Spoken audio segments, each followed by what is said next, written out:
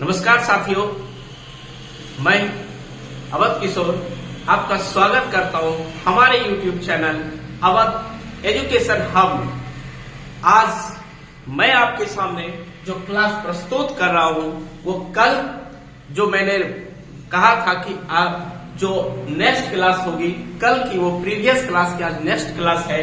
तो आज हम लोग चर्चा करेंगे वॉवेल, कॉन्सोनेंट और सेमी वॉवेल के बारे में। आपको पूरी जानकारी मिलेगी और ये देखेंगे वॉवेल का यूज क्या है, कितने वॉवेल हैं, वॉवेल क्यों कहा जाता है, कॉन्सोनेंट क्या है, कॉन्सोनेंट का यूज क्या है, सेमी वॉवेल क्या है, ये सारे की जानकारी हम आपको बताने जा रहे हैं। दोस्तों, मैं आपसे एक थोड़ा सा रिक्वेस्ट करता हूं कि हमारे चैनल को लाइक और सब्सक्राइब जरूर करें। हमारे वीडियो अच्छी लगे तो प्लीज लाइक करें, जिससे हमारा आपका लाइक हमारा मोटिवेट करता है, हमारा मोटिवेशन देता है हमको, इसीलिए प्लीज लाइक करें। तो समय को ना कमाते हुए हम अपने टॉपिक पर आते हैं। और जो मैं इंग्लिश टू इंग्लिश नहीं, मैं हिंदी टू इंग्लिश सिखा रहा हूं आपके सामने। सिर्फ लिखा हूं मैं इंग्लिश में, लेकिन सारी चीज को मैं क्लियरिफाई हिंदी में करूंगा ताकि आपको अच्छी तरह से समझ में आ जाए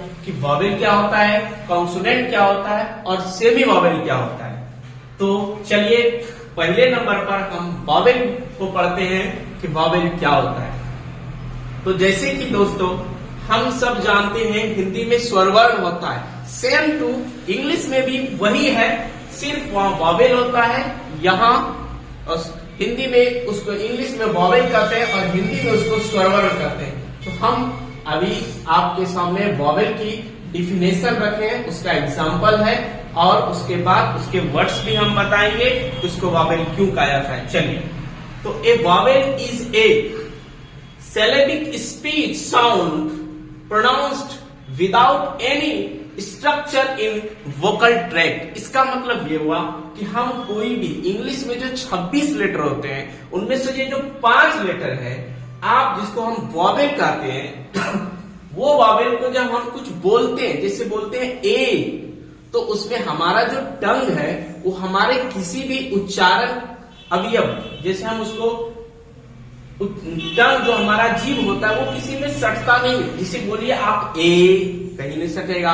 ई कहीं नहीं सटेगा, आई कहीं नहीं सटेगा, यू बिना इंस्ट्रक्शन के, बिना कुछ विरोध के जब हम कुछ उस लेटर को बोलते हैं तो उसको वॉवेल कहते हैं। और हम ये वॉवेल जब लिखते हैं वर्ड्स में, जैसे कि हम एलिफेंट बोलते हैं, एप्पल बोलते हैं, तो उस वर्ड में जैसे आप बोलते हैं एप्पल, तो एप्पल जब आप लिखते हैं तो देखिए ए और ई इस पर ज्यादा जोर दिया जाता है और उस कारण से हम इसको वॉवेल कहते हैं। ये बिना किसी के सहायता से, बिना किसी के हेल्प से, बिना किसी की मदद से इसको हम बोल सकते हैं और इसमें किसी की हेल्प की आवश्यकता नहीं होती है, तो उसको हम कहेंगे वॉवेल। अगर आपको अच्छी तरह से समझ में आ गया हो तो प्लीज कमेंट्स करिएगा और मैं आगे चलता हूं और अब आपके सामने रखूंगा कॉन्सोनेंट।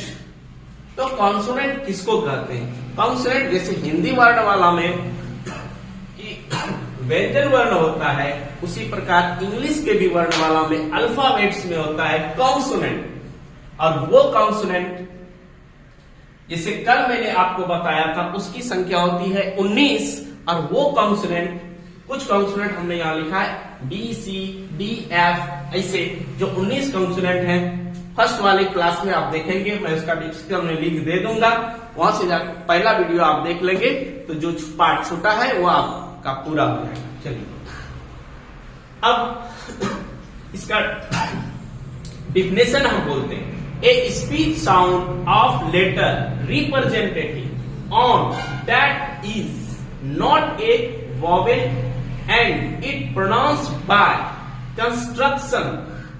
इसका करने का मतलब ये हुआ कि हम कोई भी लेटर अगर कॉन्सोनेंट का बोलते हैं, बी, सी, डी, एफ, तो इस तरह से इसे जी बोलते हैं, तो उस कंडीशन में हमको वॉवेल की सहायता हर हाल में लेनी होगी। जब हम कॉन्सोनेंट का उच्चारण करते हैं, एक बार मैं आपके सामने पुनः रखता हूं। ए स्पीच साउंड और letter representative on that is not a vowel, ये वॉवेल है नहीं, and is pronounced by construction. यहां पर मेरा कहने का अर्थ यह है कि हम कोई भी अगर कॉन्सोनेंट को बोलते हैं तो बिना वॉवेल की सहायता से हम कॉन्सोनेंट बोल ही नहीं सकते हैं, वो मेरा कॉन्सोनेंट होता है। बी, सी, डी और एफ। अब मैं आगे चलूंगा, जिसका आगे पार्ट है वो आपका है सेमी वॉवेल। तो सेमी वॉवेल क्या है? अब हम सेमी वॉवेल की बात करेंगे। सेमी वॉवेल किसको कहते हैं? तो आप वॉवेल के बारे में समझ गए, कॉन्सोनेंट के बारे में समझ गए। अब हम सेमी वॉवेल के बारे में बताएंगे। सेमी वॉवेल क्या होता है? देखिए, semi vowel is a sound that act as both a vowel and a consonant. नहीं, सेमी वॉवेल कॉन्सोनेंट और वॉवेल दोनों के जैसा कार्य करता है, बट कुछ कंडीशन में ऐसे है वो वॉवेल बन जाता है, कुछ कंडीशन में कॉन्सोनेंट बन जाता है। हम इसकी जानकारी आपको लिखकर दे रहे हैं कि जब एग्जाम्पल के तौर पर अगर हम क लिखते हैं तो W और Y अगर किसी वर्ड के लास्ट में आए या बीच में आए तो उस कंडीशन में हमारा ये सेमी वॉवेल जैसा कार्य करता है। और जब किसी भी वर्ड में ये पहले आए, जैसे वाटर लिखते हैं, उस कंडीशन में W मेरा सेमी वॉवेल नहीं होगा, वो सिर्फ होगा कॉन्सोनेंट। मैं आपको पुनः रिपीट करता हूं इस बात को कि जिस शब्द के, जिस वर्ड के लास्ट में और बीच में अगर Y और W आता हो तो उस कंडीशन में ये सेमी वॉवेल होगा। अगर Y और W पहले आता हो किसी वर्ड के तो वो होगा कॉन्सोनेंट। तो दोस्तों, आपको ये तीनों की जानकारी प्राप्त हो गई हो तो मैं आगे का क्लास भी जारी रखूंगा। इसके बाद मैं आपको पढ़ाऊंगा कि नेक्स्ट चैप्टर। आशा करता हूं दोस्त कि आप ये तीनों की जानकारी प्राप्त कर चुके होंगे।